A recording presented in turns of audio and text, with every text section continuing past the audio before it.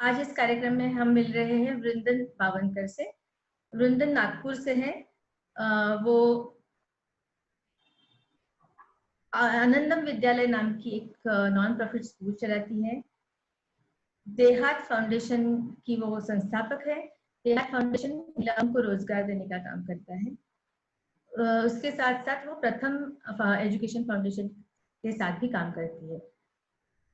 Lockdown के दरमियान उन्होंने बाकी लोगों के साथ मिलके बहुत अलग अलग तरह के काम किए हैं।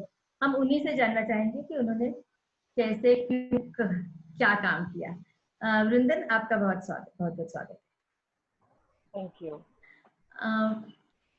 सबसे पहले तो मैं आप ये जानना चाहूंगी आपसे कि आपको क्यों लगा कि यहाँ अभी लॉकडाउन के दरमियान कुछ काम करना चाहिए, और आपका ये काम कहाँ से शुरू हुआ? ओके, मैं थोड़ा सा बैकग्राउंड देना चाहूंगी। लॉकडाउन शुरू होने के पहले 16 मार्च को शायद हमें सूचना दी गई कि स्कूल बंद कर देनी है और कोई भी विद्यार्थी स्कूल में नहीं आएंगे। शिक्षकों को लेकर थोड़ा सा कम ज्यादा हो रहा था, वो आएंगे नहीं आएंगे। फिर धीरे धीरे मॉल्स और जिम वगैरह ये सब बंद होना शुरू हुआ। और महाराष्ट्र में हम जानते हैं कि लॉकडाउन पूरे देश से पहले ही काफी चीजें बंद हो गई। तो शुरुआत में अंदाजा नहीं आया कि कैसा होगा, कैसे हम काम करेंगे, हमारा रूटीन का काम। कोविड में जो पेंडेमिक में काम हुआ उसका तो कल्पना भी उस वक्त नहीं आई थी। तो हमने सिर्फ स्कूल को रिलेटेड हम काफी सोच रहे थे। और मैं जैसे कि बताया, मैं प्रथम के साथ भी काम करती हूँ। तो अभी प्रथम के स्टूडेंट्स का क्या होगा, स्कूल कॉलेजेस बंद, तो हमारे ट्रेनिंग सेंटर्स का क्या होगा, इसी में हम थे। और उसी में करीबन वो पहला हफ्ता वैसे चला गया। और फिर 22 तारीख से तो हम सभी ने सुना कि अब लॉकडाउन होगा। उसके भी 2-3 दिन बाद नहीं ध्यान में आया कि हमारे देश में इतने इश्यूज आएंगे, इतने प्रॉब्लम्स आएंगे। तो हम सिर्फ हमारा जितना काम करने का, जहाँ हम काम करते हैं, जो जो हमारा एरिया है, उसको लेके ही सोच रहे थे कि हमारे जो स्टूडेंट्स यहाँ है नागपुर में, वो वापस कैसे जाएंगे गाँव, या फिर अगर बंद हो गया तो बाकी स्टूडेंट्स का क्या होगा। बस यही हमारा चल रहा था। फिर जो हमारी देहात की महिलाएं हैं जिनको हम रोजगार देते हैं, तो रॉ मटेरियल खत्म हो रहा था। फिर इनका रॉ मटेरियल कैसे आएगा, अगर बाहर से कुछ सामान ही नहीं आया तो इनको क्या मिलेगा, इसमें हम थे। और फिर तब लग गया कि अब 21 दिन का अगर लॉकडाउन बोला है तो नेचुरली अगले 21 दिनों तक हमारे साथ साथ वो भी सारे लोग बंद हो जाएंगे जिनका बहुत छोटा काम है। कोई चाय की दुकान चलाता है, जिनको हम कहते हैं ना कि रोज का कमाकर खाते हैं, तो इन लोगों का क्या होगा, ये सोच आई। फिर हमने सोचा कि हमें इनको हेल्प करनी चाहिए। फिर देखा नागपुर में, मैं नागपुर में, मेरा घर है, नागपुर में रहती हूँ। तो नागपुर में काफी लोग रोज खाना बना के, जो होमलेस है या बेगर्स है, ऐसे लोगों को जाके देते थे। फिर काफी संस्थाएं सामने आई, उन्होंने मिलके काम करना शुरू किया। फिर तब ख्याल आया कि शहरों में तो ये होगा, पर छोटे छोटे गांव में क्या होगा, क्योंकि आप शहर से गांव भी नहीं जा सकते हैं। तो उनको कौन हेल्प कर रहा होगा, ये थॉट दिमाग में आया। फिर मैंने फोन पे बात करके पता किया कि क्या अवस्था है वहां पे। और सरकार ने जो राशन फ्री देने की बात कही, 500 रुपए उनके अकाउंट में डालने की बात की, ये सब काफी बाद में हुआ, शुरुआत में नहीं था। चलिए, ऐसा कुछ सपोर्ट डिक्लेयर नहीं हुआ था। तो लोग भी बहुत चिंतित थे, बहुत डरे हुए से थे। तो हमने सोचा कि लोगों को हम राशन के साथ मदद कर सकते हैं, ताकि हम एक बारी जाके उनको दे दे। तो पहले ख्याल आया कि हाँ, देहात बोलिए, स्कूल, प्रथम, हम सबने साथ मिलके ही काम किया। नहीं, देहात के लोगों के लिए, देहात के लोगों को। हाँ, नहीं, हमने तब सोचा कि गांव में हमसे एसोसिएटेड जितने लोग होंगे, वो प्रथम के, देहात के या स्कूल के, ठीक है, हम उनको हेल्प करेंगे। लेकिन फिर तुरंत ख्याल आया कि ऐसे बहुत से लोग हैं जो हमसे डायरेक्टली जुड़े नहीं हैं, ठीक है, लेकिन वो हमारे लोगों से भी उनकी परिस्थिति ज्यादा खराब है। तो फिर हमने वो क्राइटेरिया ही हटा दिया कि ये हमसे जुड़े होने चाहिए। अच्छा। हमने हमारे ही लोगों को बोला, प्रथम के, देहात के और स्कूल के, कि आप आपके आसपास में कौन गरीब से गरीब है, ठीक है, किसको भूखा रहना पड़ सकता है, ऐसा आप एक इनफॉर्मल सर्वे कर लीजिए। पता भी रहता है, छोटे गांव में तो चीजें पता ही रहती है। हाँ। तो और फिर थोड़ी हमने गवर्नमेंट की भी हेल्प ली, लोकल गवर्नमेंट की, कि आपके पास कुछ लिस्ट है क्या जिनके पास राशन कार्ड भी नहीं होंगे वगैरह, इस तरीके से। और फिर हमने बोला कि हम इनको हेल्प करेंगे। अच्छा। अब इनको हेल्प करेंगे, छोटा मोटा एक दो को करना हम कर सकते हैं, लेकिन वो लिस्ट काफी बड़ी थी, 1000-1500 लोगों के नाम उसमें थे, गवर्नमेंट और हमारी लिस्ट मिला के जो हमको आया। फिर हमने सोचा कि ये तो हमसे नहीं होगा इतना। फिर हमने कैंपेन चलाया क्राउड फंडिंग पे, साइट पे, और उस कैंपेन में हमने लोगों से अपील की कि हमें मदद की जरूरत है इन लोगों के लिए। अच्छा। और फिर लोगों ने हमें मदद की। जैसे हमारे पार्टनर ऑर्गेनाइजेशन ही कहती हूँ मैं उनको, वो यूएस में है, रेविशिंग विमेन नाम के, तो उन्होंने हमको तुरंत बोला कि we will support you. Okay. हाँ, फिर कैटरीना कैफ भी हमारे साथ जुड़े हैं, उनसे बात हुई, उन्होंने भी काफी अच्छा सपोर्ट किया हमें। और फिर हमारे जितने फ्रेंड्स एंड फैमिली मेंबर्स है, फ्रेंड्स के फ्रेंड्स, उनके फैमिली मेंबर्स, ऐसे कर करके वो क्राउड फंडिंग साइट पे हमने डोनेशन से इकट्ठा किए। प्रथम का काफी अच्छा सपोर्ट रहा इसमें हमें। और फिर हमने राशन किट्स डिस्ट्रीब्यूट की, और जब हम किट्स डिस्ट्रीब्यूट कर रहे थे तब हमारी जो देहात की महिलाएं हैं और दूसरी भी, उन्होंने कहा कि ये तो ठीक है कि आप हमको राशन देके सपोर्ट कर रहे हो, लेकिन घर में बैठ के करेंगे क्या, कब तक खाली बैठे रहेंगे, और इनकम नहीं है, ये एक है, और जो रोज काम करता है। अभी हम जैसे लोग तो ऑनलाइन जुड़ गए, प्रथम की सारी चीजें ऑनलाइन होने लग गई, हमारे स्कूल के टीचर्स के लिए भी ऑनलाइन हो गया, लेकिन देहात की महिलाएं जिनके पास एंड्रॉइड फोन भी नहीं है ना, और जिनको सिर्फ काम करने की आदत है, डिजिटल वर्ल्ड से उनका दूर दूर तक कोई नाता नहीं है, वो लोग कैसे काम करेंगे, और सिर्फ दिन भर घर में बैठना उनको ठीक भी नहीं लग रहा था। तो उन्होंने कहा कि ये ठीक है, लेकिन हमको काम भी दीजिए। तब फिर हमने उनको कपड़ा खरीद के मास्क बनाने का काम दे दिया। और आपने देखा शुरुआत में मास्क की कीमतें बहुत बढ़ गई थी, मतलब सिंपल सा मास्क भी 40-50 रुपए में लोग बेच रहे थे। हाँ, कीमतें भी बढ़ गई, तो शॉर्टेज भी था, शॉर्टेज भी हो गया था। और फिर मास्क नहीं लगाया तो फाइन लगेगा, ये वो सारी चीजें हुई। और लोग गांव में फिर मास्क खरीदते नहीं थे। हम एक जगह किट बांटने गए तो उनके घर पे मिर्ची सुखाई थी, तो हमने उनको बोला कि प्लीज मास्क, ऐसे कुछ कपड़ा बांध के आ जाइए। तो वो लड़की ने जो मिर्ची सुखाई थी वही मिर्ची हटा दी और वो कपड़ा अपने मुंह पे बांध दिया। अभी कुछ होगा ही नहीं दूसरा घर में तुरंत जल्दी से, नहीं होता है, मतलब हम इमेजिन नहीं कर सकते, पर ऐसी परिस्थिति है लोगों की। तो हमको लगा कि अरे बाप रे, इनके पास मतलब मास्क भी नहीं है, इतना बेसिक चीज है।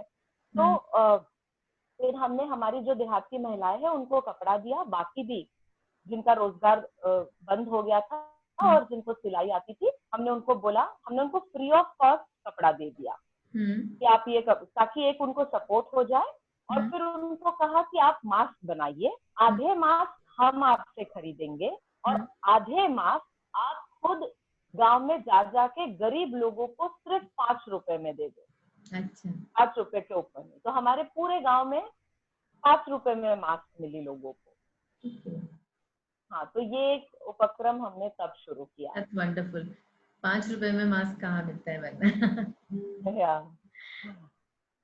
हाँ, तो मतलब वो उनके सिर्फ सिलाई के पैसे थे 5 रुपए, क्योंकि उनको कपड़ा फ्री मिल गया था। करेक्ट।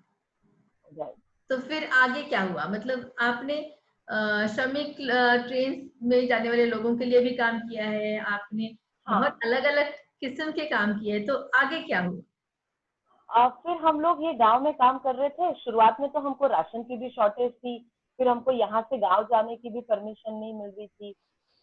तो ये काम हमारा करीबन 1.5 महीना चला होगा। और फिर हमने देखा कि तब हमारे यहाँ रेड जोन, ग्रीन जोन का वो आ गया, और ग्रीन जोन है उनको काफी सारे छूट दिए गए सरकार की तरफ से और उनके धीरे धीरे काम शुरू हो गए। तो हमें रियलाइज हुआ कि गांव में अभी कुछ काम शुरू हो गए हैं, गवर्नमेंट के थ्रू मिल रहे हैं या लोग खेती पे जाना शुरू कर दिए हैं, या वो उन वहाँ केसेस नहीं है, केसेस 0 थी या नहीं, कम थी, 1-2 ही थी डिस्ट्रिक्ट में, तो उन लोग को कुछ ना कुछ करने का अवसर मिल रहा था। धीरे धीरे चीजें शहर से नॉर्मल हो रही थी। फिर हमने सोचा कि, और फिर गवर्नमेंट ने भी पैसे दिए थे, सिलेंडर के पैसे, सब्सिडी मिल गई थी, राशन भी दे रहा था। तो हमने बोला कि अब गांव में हम नहीं देंगे, अब सबको मिल रहा है, एक हाथ दूसरी केस अगर कोई आती है हमारे पास तो वी विल सपोर्ट, अदरवाइज हम जो मास लेवल पे काम कर रहे थे उसको अभी रोक देते हैं। और हमारे पास थोड़े पैसे बचे थे तो वो इमरजेंसी के लिए रखे थे। फिर हमने पेपर में पढ़ते थे कि माइग्रेंट्स ट्रैवल कर रहे हैं, और नागपुर आप जानते हैं सेंटर ऑफ इंडिया है, तो सारे तरफ से जाने वाले माइग्रेंट्स नागपुर क्रॉस करते थे। और फिर उनकी कहानियां हमको सुनने मिली न्यूज के थ्रू। फिर लगा कि अब यहाँ ज्यादा जरूरत है, तो हम वहां जाना शुरू किए। और माइग्रेंट्स रात को वगैरह भी आते हैं, दिन में लोग कभी कभी आ जाते थे, पर रात में वॉलेंटियर्स की बहुत जरूरत थी। तो हमने टोल नाका जो होता है जहाँ से लोग क्रॉस होते हैं नागपुर में, वहाँ काफी सारे एनजीओज, इंडिविजुअल्स और गवर्नमेंट के तहत मदद कार्य शुरू था। तो हम भी वहां जुड़ गए, रात को जाते थे, उनके साथ वॉलेंटियरिंग करते थे, लोगों का मेडिकल के फॉर्म्स भरना, डॉक्टर जो चेकअप कर रहे थे उनका, फिर खाना बांटना, कुछ भी जो भी वहाँ काम रहेगा वो हम लोग करते थे। और फिर उनको जो जरूरत रहती थी, कभी उनको सैनिटरी पैड्स लगते थे, कभी ORS लगता था, तो ये हमने शुरुआत में किया। फिर एक दिन अचानक काफी सारी ट्रेन नागपुर डाइवर्ट हो गई थी। तो नागपुर के जो सीनियर DCM है उन्होंने बोला कि हमको लोगों की मदद लगेगी। फिर हमें बताया गया कि दिन में रेलवे के एम्प्लॉयज होते हैं काफी सारे, लेकिन रात को जरूरत है, तो आप लोग रात को आइए। तो हम वहाँ वॉलेंटियरिंग करते थे जाके, बस तो जो भी हमको जो बांटने को दे देगा हम वो बांट देते थे। फिर हमें ध्यान में आया कि लोग खाना दे रहे हैं ट्रेन के लोगों को, लेकिन बच्चों को दूध नहीं था कहीं पे, आप कहीं रुक नहीं सकते, कहीं उतर नहीं सकते, कुछ खरीदने को ऑप्शन नहीं है। तो फिर हमने दूध देना शुरू किया। और हमारा फंड रेजर तो बंद हो गया था जो हमने पहले राशन किट और मास्क के लिए किया था। और यहाँ कभी कुछ लगता था सामान वगैरह, तो हम लोगों को स्टेशन पे बुला लेते थे कि ये चाहिए लाके दे दो। तो लोगों ने देखा, मेरे एक अंकल ने देखा, फिर उन्होंने बोला कितना दूध लगता है, हमने कहा 200 लीटर लगता है दिन में, उन्होंने दूध स्पॉन्सर कर दिया। ऐसे करते करते फिर हमारा वो काम शुरू हुआ। फिर एक दिन एक बच्ची खो गई थी, वो मिल नहीं रही थी स्टेशन पे। तो हमें फोन आया था कि आप स्टेशन पे हो क्या, हम लोग नहीं थे, तो हम सुबह चले गए, रात भर स्टेशन पे ही थे और फिर वापस सुबह चले गए उसको ढूंढने। फिर देखा कि सुबह भी कुछ नहीं है, इतने लोग हैं नहीं, और ट्रेन काफी जा रही है, कोई नहीं था स्टेशन पे सिवाय रेलवे के एम्प्लॉयज के।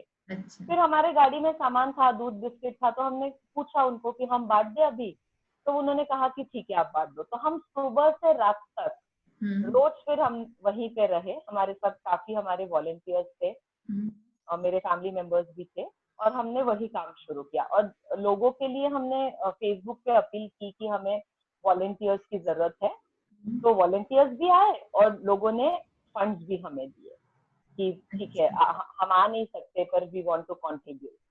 अच्छा, और वो जो बच्ची खो गई थी वो मिली कि नहीं मिली? नहीं, वो शायद ना फेक न्यूज थी, वो मिली नहीं। हमने CCTV कैमरा और सब जगह चेक किया, वो नहीं मिली। लेकिन उस बच्ची के कारण आप लोग दिन में भी काम करना आपका शुरू हो? हाँ हाँ, हम शुरू हो गए। आप बार बार हम कह रहे हैं, तो हम मतलब कौन कौन था? हम मतलब मेरा भाई था, मेरी भाभी थी, मेरे दोस्त थे, मेरे देहात के टीम मेंबर्स थे, मेरे प्रथम के कलीग थे, नागपुर में जो काम किया ये सारे थे। और कुछ लोगों को तो मैं जानती भी नहीं थी, लेकिन हम इतने अच्छे दोस्त बन गए कुछ दिनों के साथ में काम करने से। मेरा फेसबुक का या कहीं मैंने लिखा होगा, वो किसी ने ट्विटर पे शेयर किया, किसी ने इंस्टा पे शेयर किया, वो पढ़ के दोस्तों के दोस्त ऐसे लोग आ गए। जी हाँ, मैंने भी तो आपकी फेसबुक की पोस्ट पढ़ के ही आपसे कांटेक्ट किया था।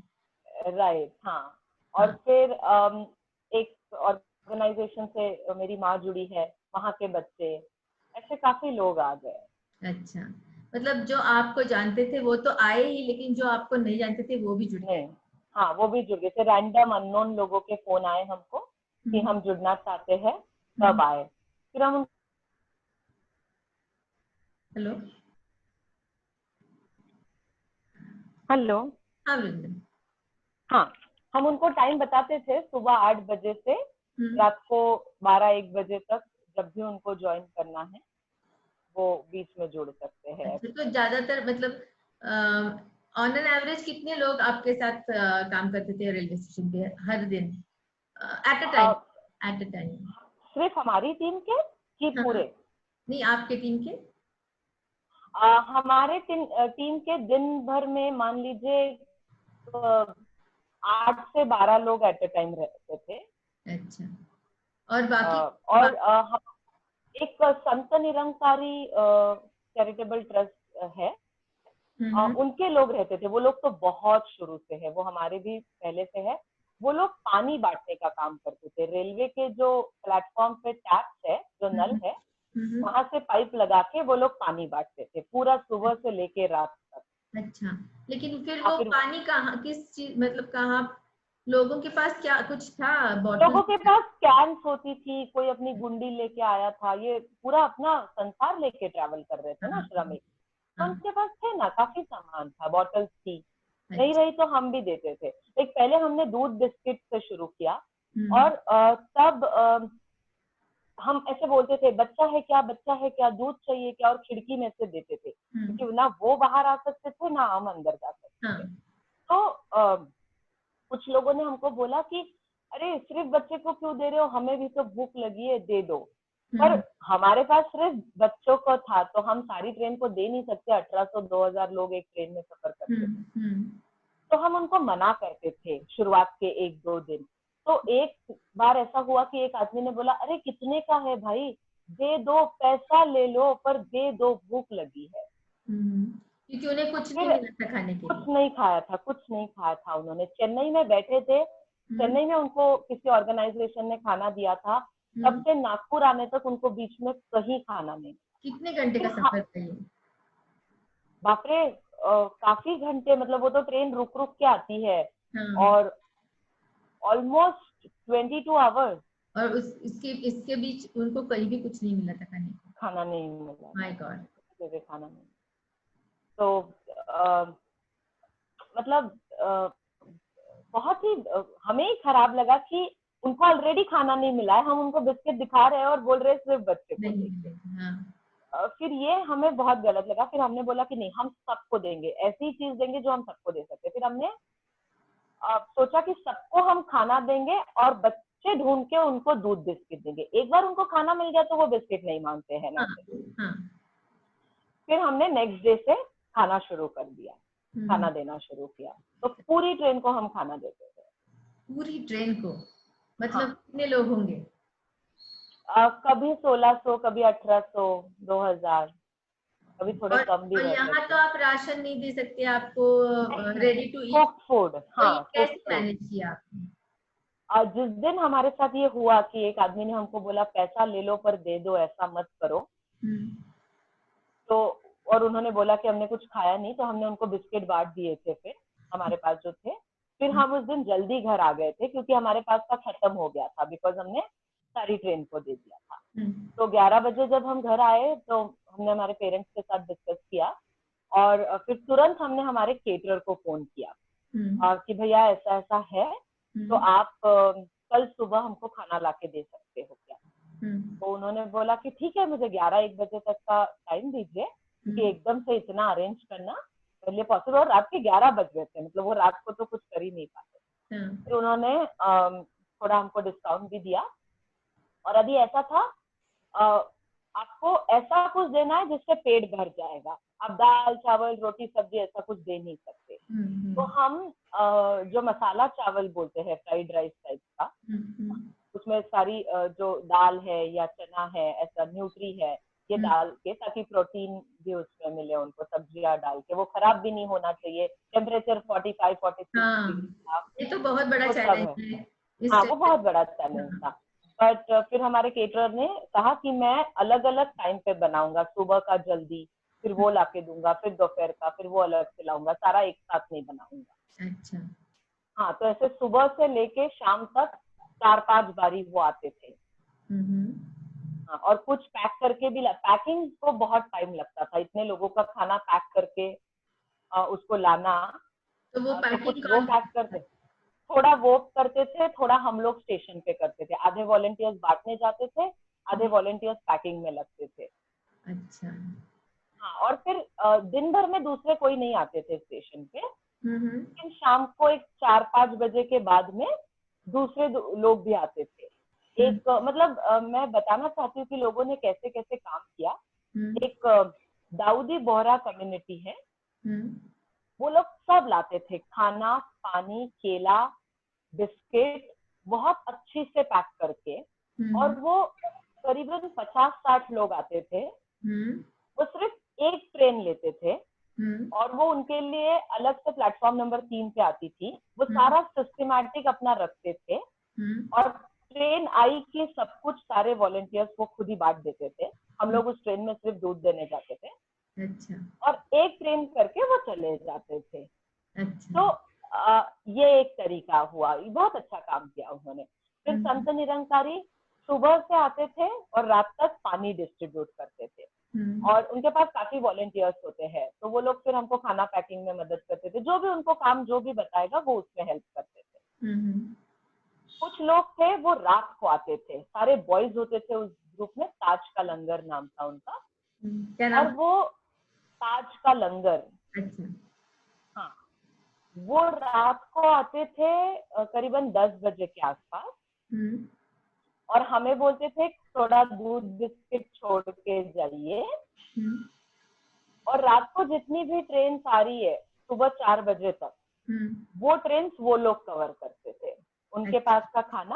हाँ। और हमें लगता है कि रात को कौन खाएगा, लोग तो सोते हैं, पर हम्म। ऐसा नहीं होता था, जिनको हम्म। सुबह नहीं मिला है वो लोग बेचारे रात को भी उठ के खा लेते थे। हाँ, अगर हाँ, बीच में और कुछ बाकी भी लोग थे। तो खाएंगे, जरूर खाएंगे, जब भी मिलेगा खाएंगे। हाँ, बिल्कुल। और फिर बाकी बहुत सारे ग्रुप थे, कोई इंडिविजुअल थे, एक हम्म। सेवा किचन करके है नागपुर में, वो लोग रोज केले और छाछ लेके आते थे, और अच्छा। उनके वॉलेंटियर्स केला और छाछ देते थे, सिर्फ हम्म। वो दो चीजें, मतलब ऐसे पूरे टाइम। वो हम्म। कभी कभी दिन में भी आते थे वो लोग, रात को भी, शाम को भी आते थे ऐसे। कोई इंडिविजुअल्स थे कि अकेले सामान लेके आते थे, बोलते थे कि ये हम बांट नहीं सकते क्योंकि हमारे पास लोग नहीं है, तो आप बांट दीजिए। अच्छा। तो ऐसे काफी सारे लोग जुड़े थे। कोई हम्म। फोन करके बता देता था कि मेरे तरफ से इतना मैं भेज रहा हूँ। मेरी एक दोस्त है, उसको किसी ने बोला कि लेबर लोग मुरमुरा खाना पसंद करते हैं ऐसे समय में, जो बहुत धूप है ना। हाँ। और तो उन्होंने 1000 मुरमुरे के पैकेट दे दिए, अच्छा। तो हमने वो बांट दिया। हम्म। जिसके पास जो है, कोई घी बनाने वाले हैं, उनका डेयरी है, तो जब घी बनाते हैं तो छाछ निकलती है, हम्म। तो वो सारी पूरी छाछ हमारे पास भेज देते थे, छोटे अच्छा। पैकेट्स में पैक करके, हम्म। हम वो बांट देते थे। तो ऐसा काफी लोगों का सहयोग था, ऐसे हम अकेले नहीं थे। हाँ, हाँ। लेकिन किसी ना किसी को शुरुआत करनी पड़ती है, जो आपने की। अब रेलवे स्टेशन पे शुरुआत भी हमारे पहले हो गई थी, हम बाद में गए, हम्म। लेकिन फिर वो बच्ची की वजह से हम दिन में करने लगे, तो हमारा स्पैन ज्यादा हो गया। अच्छा। हाँ, तो इस वजह से आपका बहुत बड़ा नेटवर्क भी हो गया होगा अब तक। हाँ, काफी अच्छा, हम काफी अच्छे दोस्त बन गए हैं अब।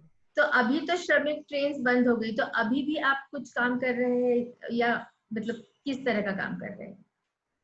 हाँ, श्रमिक ट्रेन अभी बंद हो गई है पूरी तरह से, हम्म। इसलिए फिर रेलवे ने हमको बोला कि आप काम बंद कर दीजिए क्योंकि ट्रेन है नहीं। लेकिन कहीं ना कहीं लोग होते हैं जिनको हमें भेजना पड़ता है, हम्म। तो फिर हम उनका टिकट निकालते हैं, और हम्म। नॉर्मल ट्रेन जो शुरू हुई है उसमें उनको भेजते हैं। बहुत दिक्कत होती है, बिल्कुल टिकट कंफर्म मिलता नहीं है, फिर अभी रेलवे के ऑफिसर्स से भी पहचान हो गई है तो उनको रिक्वेस्ट करते हैं। फिर उस दिन एक लेडी क्या, वो बच्ची थी बेचारी, 18 साल की भी थी कि नहीं पता नहीं, वो प्रेग्नेंट थी 8 महीने की, और उसको मुजफ्फरपुर जाना था। नहीं थी, 18 नहीं साल थी, की मेरे भी पास। नहीं थी और प्रेग्नेंट थी।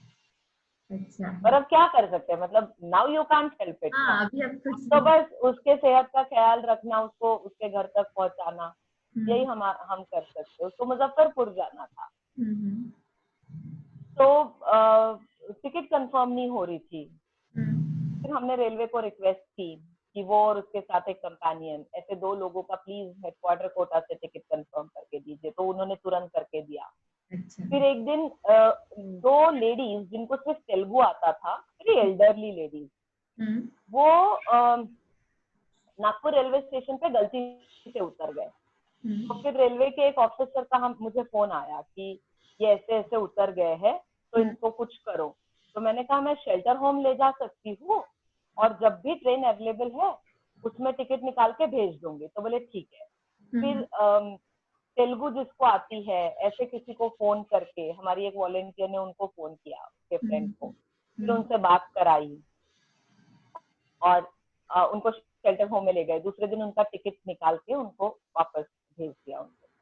फिर अच्छा। इनको शेल्टर होम तक पहुंचाओ, वहां से स्टेशन ले आओ, में बिठा के दो, ये पूरा काम हमें करना पड़ता है। क्योंकि अभी बहुत रूल स्ट्रिक्ट हो गए हैं, उनको बात करनी नहीं आई तो इश्यू हो सकता है, इसलिए हम आखिरी तक, वो जाने तक उनके साथ रहते हैं। फिर उनका खाना पानी, उनके मेडिकल चेकअप, वो सब करते हैं। फिर अच्छा। उनकी परमिशन जाने की। मतलब अभी श्रमिक ट्रेन बंद हो गई, फिर भी आपका काम अभी भी जारी है? हाँ, शुरू है। उतना टाइम नहीं जाता जितना पहले जाता था, क्योंकि पहले तो हम ऐसे बाकी दुनिया से हमारा कांटेक्ट ही नहीं था, इतने बिजी थे। अब ऐसा नहीं है, अब दिन के कुछ घंटे हमारे उसमें एंगेज होते हैं। तो अब मतलब अब ये काम आप कब तक करेंगे? आपने क्या सोचा है? कहाँ तक ये चलता है? जब तक लोगों का, हमें कोई भी फोन करता है, काफी लोगों को पता है हम काम कर रहे हैं, तो कोई भी हमें फोन करता है, अगर कहीं पे भी माइग्रेंट है, कहीं पे भी कुछ किसी को इशू है। हमने कुछ मतलब डिलीवरी जिनकी हुई नागपुर में, उनको मदद की थी, तो इसलिए वो वैसे केसेस भी आते हैं। तो जो भी हमें फोन करता है हम चले जाते हैं, जब तक फोन आएंगे करते रहेंगे। वो डिलीवरी के की बात से याद आया कि आपकी पोस्ट में एक ऐसी कहानी थी जो पढ़ के मुझे लगा कि आपसे बात करना जरूरी है। क्या आप थोड़ा सा उसके बारे में बताएंगे? हाँ, हमारी वॉलेंटियर है स्नेहा, वो एक दिन शाम का समय था, तो वो नॉर्मल जो दूध बिस्किट हम सब लोग बांटते थे वो बांट रही थी। और एक ट्रेन के श्रमिक ने, एक आदमी था, आदमी क्या, वो 21-22 साल का लड़का था, अर्जुन नाम है उसका। तो अर्जुन ने उसको बोला कि आपके पास कटर है या ब्लेड है? तो उसने बोला क्यों चाहिए आपको कटर या ब्लेड? तो अर्जुन ने कहा कि मेरी बीवी को ना दर्द हो रहा है, तो रात को डिलीवरी हो सकती है, तो मेरे पास कुछ तो चाहिए। तो वो एकदम से डर गई कि बाप रे, ये ऐसे ट्रैवल कर रहे, क्या, इट वाज वेरी स्केरी। तो वो दौड़ते हुए मेरे पास आई, बोली दीदी देखो ये वो क्या बोल रहा है, मुझे कटर मांग रहा है, उसकी बीवी को दर्द हो रहा है। तो मैं गई उनके पास, फिर मैंने उनको पूछा, वो इतने डर गए थे। वो उसकी जो बीवी थी चंद्रकला, उसने अपने हस्बैंड को गुस्सा करके बोला, काहे मुझे बेकार में फंसा दिया, बोले, क्योंकि हम उनको कह रहे थे कि आप ट्रेन से उतरो, मत सफर करो, ये बहुत रिस्की है। तो वो, उसको लगा कि अब हम उसको उतार रहे, तो वो हस्बैंड को बेचारी कोस रही थी। तो बोले तूने तो बोला दर्द हो रहा था, और वो डर गए। तो हमने उनको समझाया, हम दोनों, स्नेहा और मैं, उनको समझा रहे थे कि आप उतर जाइए, आप बिल्कुल चिंता मत कीजिए, हम लोग आपको, आपकी डिलीवरी यहाँ हो जाएगी, आपको बिल्कुल खर्चा नहीं आएगा, आपकी हम अच्छे से केयर करेंगे, और जब डिलीवरी हो जाएगी तब हम आपको आपके गांव पहुंचा देंगे। और तब अर्जुन ने कहा हमें 18 दिन लगे इस ट्रेन में चढ़ने, तो हम नहीं उतरेंगे। और वो बिल्कुल मान नहीं रहे थे। फिर हमने रेलवे के अधिकारियों को बताया, तो वो इंक्वायरी कर रहे थे और उतने में ट्रेन छूट गई। फिर हमने ही पूछा कि सर चेन खींच ले क्या ट्रेन की?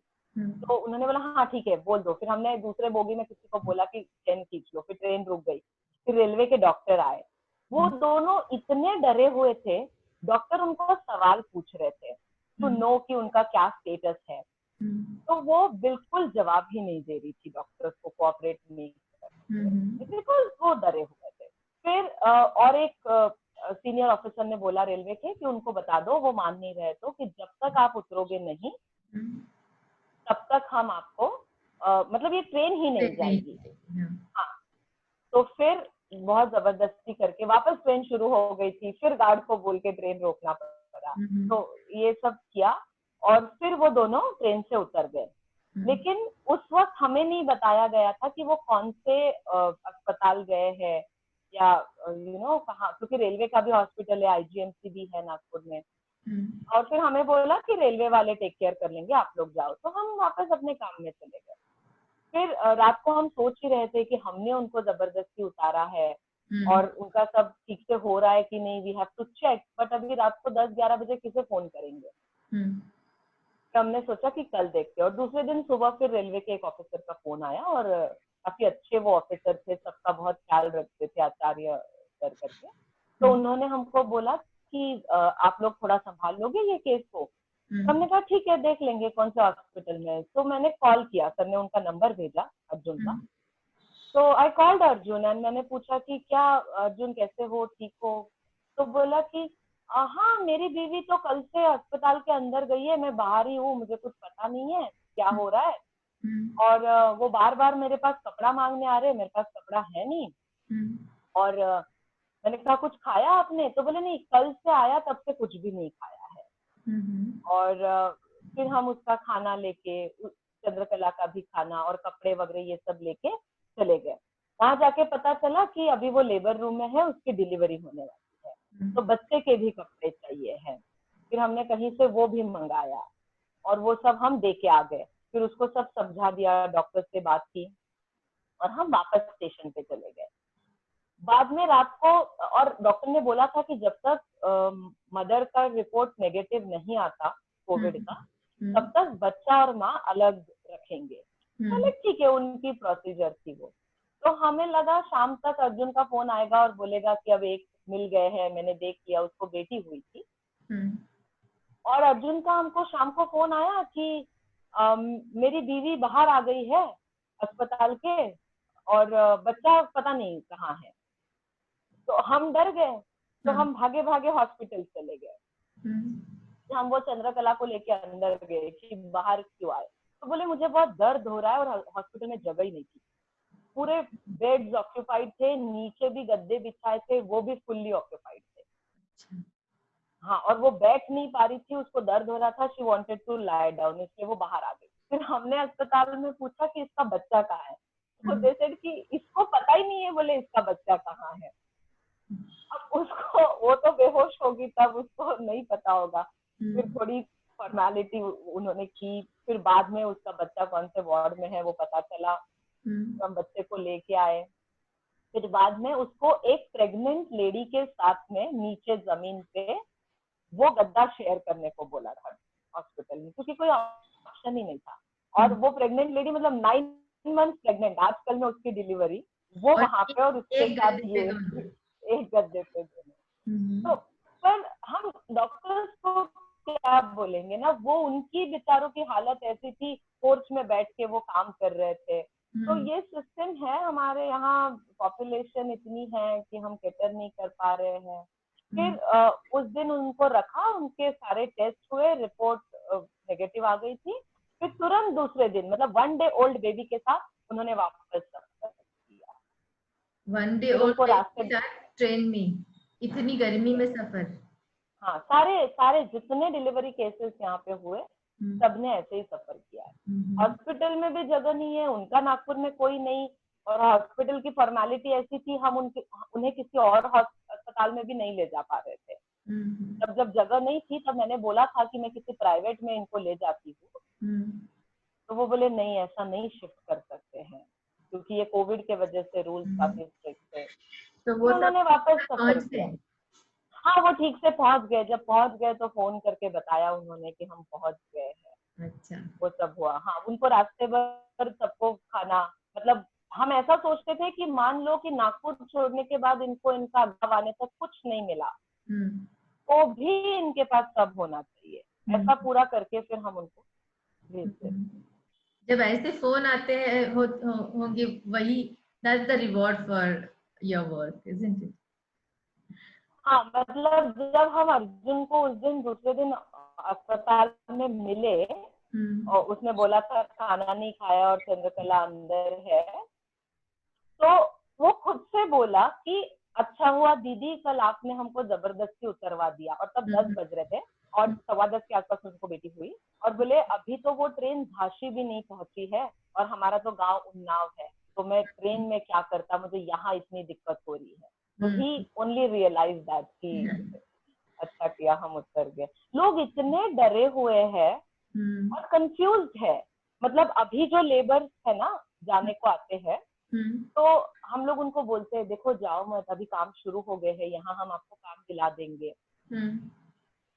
कुछ लोग जाते हैं काम पे तो उनका बताते हैं कि देखो ये चले गए, इनको इतना रुपया मिल रहा है। अब वो कहते नहीं नहीं बाबा अब नहीं रहना, अब जाना ही है, हमारी बस जाने की व्यवस्था। तो वो डर है अभी भी लोगों में। डर है, अविश्वास है कि बड़ा आगे क्या अविश्वास होने है, वाला है, पता नहीं है, कंफ्यूजन पता नहीं है। हाँ और कुछ लोगों ने काम किया है मजदूरों ने, पर उनके पैसे मिले नहीं है इसलिए भी रुके हैं कि एटलीस्ट वो पैसा मिल जाए फिर वो चले जाएंगे। और कुछ लोग ना बस गांव जाना चाहते हैं, भले ही 15 दिन में वापस आएंगे वो, लेकिन they just want to go back.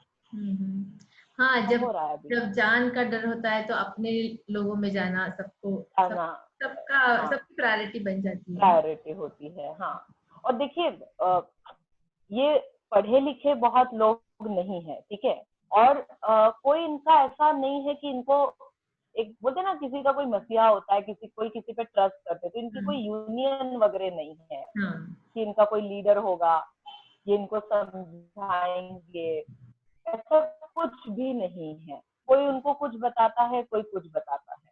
और कितनी ये बात बोलना उचित है मुझे पता नहीं, लेकिन कुछ ऐसे भी लोग हैं जिन्होंने ऐसे मौके पे भी क्या बोलेंगे गलत काम कर दिए हैं।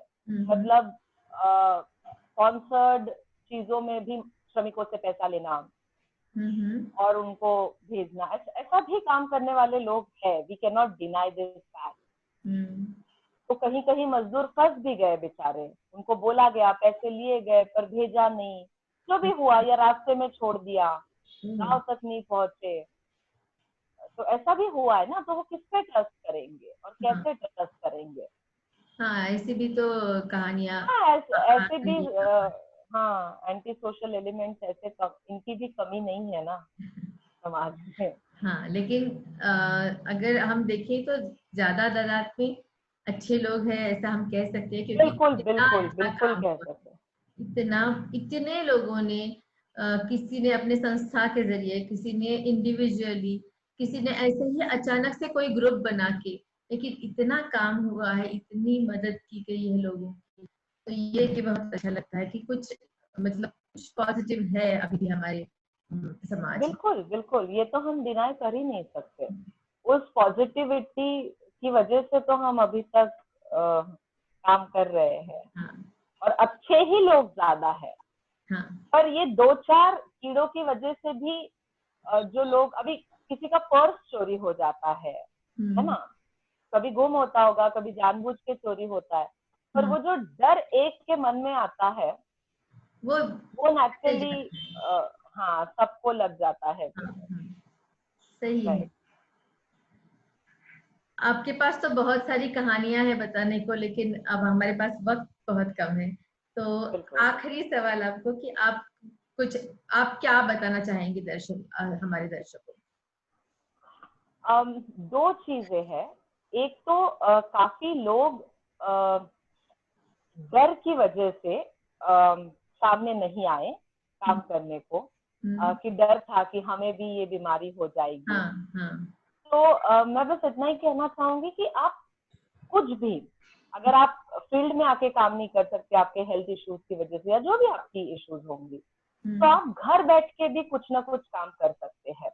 आप अभी तो डिजिटल वर्ल्ड ने काफी आसान कर दिया है, तो ऐसे भी आप लोगों को सपोर्ट कर सकते हैं, किसी को भी कहीं पे भी जो भी आपको दिखता है आप फोन पे अवेलेबल होके किसी की हेल्प कर सकते हैं। कनेक्टिंग जरूरतमंद को और सही मदद करने वालों को, दो लोगों को कनेक्ट करना भी बहुत इंपॉर्टेंट काम है। ये आप जरूर कीजिएगा। जो अपनी नॉर्मल लाइफ हमारी शुरू हो गई है, लेकिन अभी भी बहुत सी ऐसी चीजें हैं जो नॉर्मल नहीं हुई है। बहुत से ऐसे लोग हैं जिनकी लाइफ नॉर्मल नहीं होने वाली है अगले साल तक। वो होने को शायद 1 साल लग जाए। 1 साल लग जाएगा, तो उन्हें काफी मदद की जरूरत है। तो किसी ना किसी, जितना हमसे बनता है आप मदद कीजिए। बहुत अच्छा लगेगा आपको किसी की हेल्प करके, ये एक बात है। दूसरा, जो अभी आपने देखा कि सभी लोगों ने पीएम केयर फंड और ये इंडिविजुअली भी लोगों ने कोविड रिलेटेड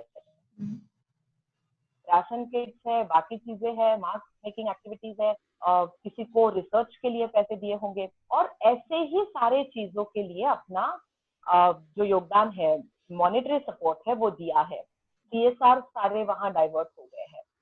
तो अभी मान लीजिए कोई संस्था है, उनका वो आदिवासी ट्राइबल एरिया में है और उनका हॉस्पिटल है, तो उनके फंड्स कम हो जाएंगे। हमारे जैसे स्कूल्स है, ठीक है, तो अभी आपने देखा है गवर्नमेंट ने बोला है कि पैसा लेना नहीं पर पैसा देना रोकना नहीं है। तो ये मेल हम कैसा करेंगे, ये बहुत बड़ा सवाल है। तो अगर ये तो ठीक है, हम पूरे दुनिया में सभी ने दिखाया कि हम लोगों के साथ थे और सबको सपोर्ट किया, लेकिन इसके बाद सपोर्ट की सबसे ज्यादा जरूरत है। कई संस्थाएं होंगी, कई इंडिविजुअल्स होंगे जिन पे बहुत बुरा वक्त अभी आएगा, क्योंकि जो कमिटेड सीएसआर थे, जो कमिटेड अमाउंट थी, वो भी अभी कम हो जाएगी, या लोगों ने बताना शुरू कर दिया कि अब हमारा बिजनेस नहीं है, तो हमने जो प्रॉमिस किया था वो हम आपको दे नहीं पाएंगे। तो अब ऐसे लोगों को हेल्प करने की भी बहुत जरूरत है, तो हमें उनके लिए भी काम करना बहुत जरूरी है। ये नहीं कि कोविड नॉर्मल हो गया तो इश्यूज सॉल्व हो गए।